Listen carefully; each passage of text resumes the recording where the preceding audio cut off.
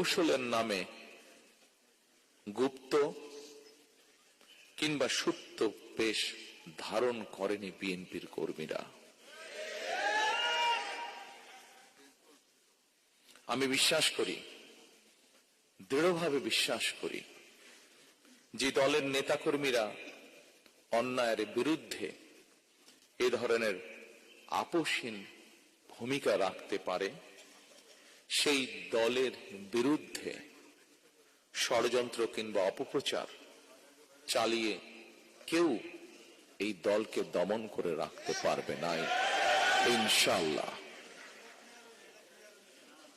ফ্যাসিবাদী আমলের নির্যাতনের শিকার আমার সামনে বসা হাজারো প্রিয় মুখ,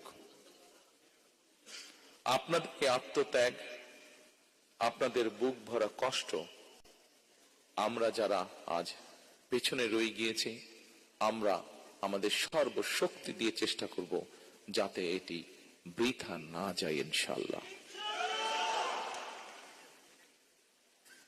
ফ্যাসিবাদ বিরোধী আন্দোলনে যারা গুম হয়েছে, যারা শহীদ হয়েছেন, তাদের প্রতি আগামী দিনের গণতান্ত্রিক যে রাষ্ট্রের আকাঙ্ক্ষা আমরা দেখছি, সেই গণতান্ত্রিক রাষ্ট্র এবং সরকারের অবশ্যই অনেক অনেক দায় এবং দায়িত্ব রয়েছে। রাষ্ট্র কখনোই আপনাদেরকে ভুলে যেতে পারে না। সকল শহীদদের আত্মত্যাগকে জনমনে স্মরণীয় করে রাখতে আগামী দিনে বিএনপি কিছু পরিকল্পনা গ্রহণ করেছে।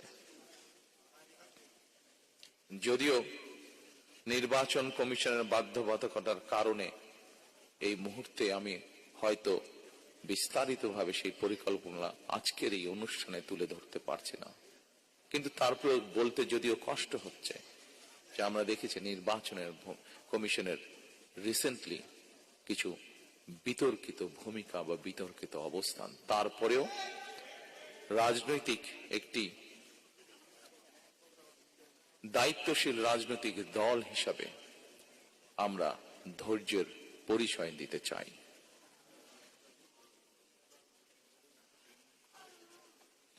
তবে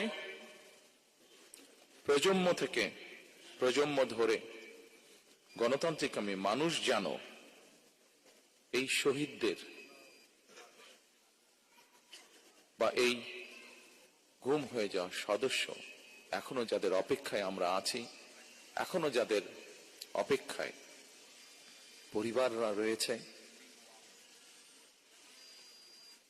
সেই শহীদদের আত্মত্যাগ থেকে প্রেরণা লাভ করতে পারে প্রজন্মের পর প্রজন্ম।